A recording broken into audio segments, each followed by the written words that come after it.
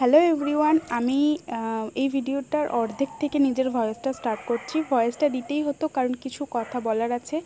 এই প্যাকটা হলো একটা ট্রাভেল প্যাক। তোমরা যদি 1 সপ্তাহের জন্য কোথাও যাও তো এটা তোমাদের জন্য এনাফ। এখানে সমস্ত কিছু আছে, ক্লিনজার, টোনার, শ্যাম্পু, কন্ডিশনার, টুথপেস্টও আছে। তোমরা দেখছো, এটা স্মিথেন থেকে নিয়েছি।